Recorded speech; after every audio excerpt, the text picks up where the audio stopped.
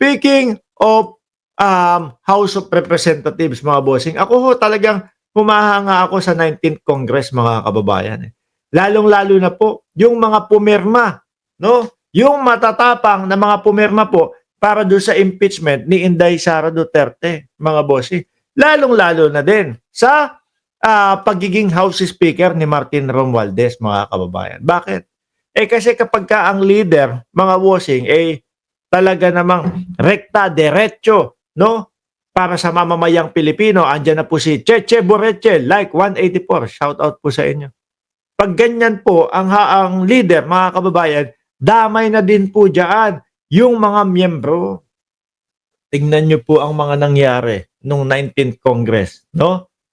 Oh, pagpapaimbestiga sa EJK, pagpapaimbestiga dito po sa pera ng bayan, confidential funds. Di ba? Pag-iimbestiga doon kay Lucky Buloyski. Lahat po yan, mga kababayan.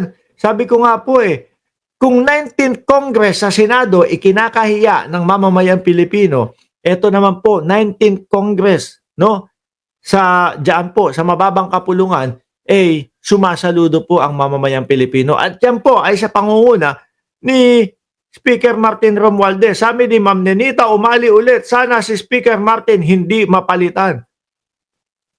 Basahin po natin na House of Representatives of the Philippines under the leadership of Speaker Ferdinand Martin Romualdez, the House of Representatives remain the highest performing office under the legislative branches or branch based on the most recent tangere ba to o tangere o tangere o survey, no?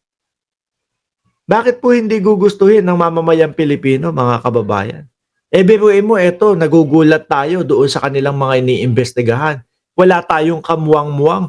Bilyon-bilyon, milyon-milyon pala. Yung hindi mga maipaliwanag kung saan po napunta yung mga kaperahan na yun. Di ba? Tayo ho, trabaho ng trabaho. Tapos pagdating ng kinsenas, makikita natin yung ating payslip, bawas 1,000. Ano yung 1,000? Tax. Pagdating ng 30, pagtingin ulit natin sa ating payslip, bawas 1,000 ulit. Ano yung 1,000? Tax ulit. Minsan mapapasabi na lang ho tayo, mga kababayan Sasabihin, wala wala tayong magagawa.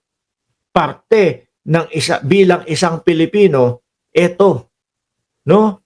Parte ng isang Pilipino ang magbayad ng tax. Ganun na lang po ang masasabi natin, mga kababayan. Kaya, hindi po pwedeng palagpasin, hindi po pwedeng basta-basta na lang. Huwag bigyan ng pansin itong problema natin. Dahil mga bossing, ilan po yun? 4 na taon na nanungkulan bilang mayor ang ating vice presidente. Kada isa po niya, 460, 460, 460, 460. 4 na 460 ba yung binanggit ko? 460, 460, 460, 460. 4 na 460 million, mga kababayan. Confidential funds ng Vice Presidente nung siya ay mayor pa lang. Hindi yata sila sanay doon sa mga questionan at tanungan. Siyempre, paano ba naman tatanungin? Paano ko questionin? Sino ang presidente nun? Yung tatay niya na nakakulong ngayon sa The Hague.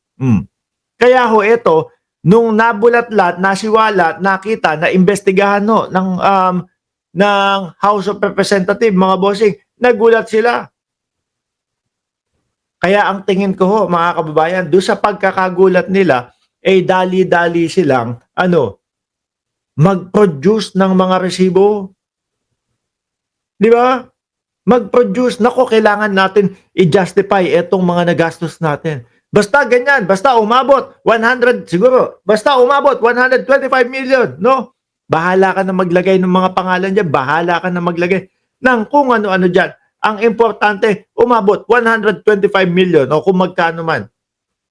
Kaya po hindi nila napansin. Iisa na ang hulma nung mga pirma doon, nung mga pangalan doon. May iisang pangalan nagtatrabaho daw sa OBP, contact sa OBP, contact doon sa DepEd.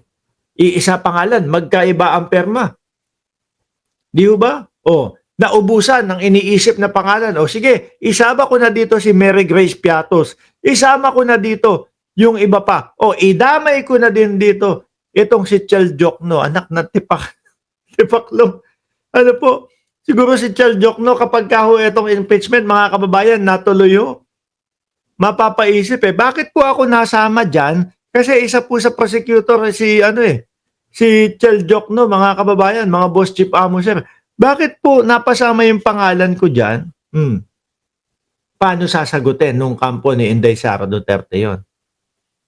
At ang nanguna po dyan sa impeachment, mga kababayan, wala pong iba kundi itong 19th Congress sa pamumuno po ni Martin Romualdez. No? Kaya naman po, dyan sa mga survey na yan, hindi tayo magtataka. Tingnan mo, matataas yung kanilang survey. The bigger chamber received a 55.7% satisfaction ratings on the survey conducted on May 8 to 9, no? 2025 at a slight increase in April 21 to 2022. Kasi nakikita, nabubuko, nahahalata na naiimbestigahan. Ako ho naniniwala, mga bossing. Naniniwala po ako, no? Ang pinaka-problema ng ating bayan, corruption po, no?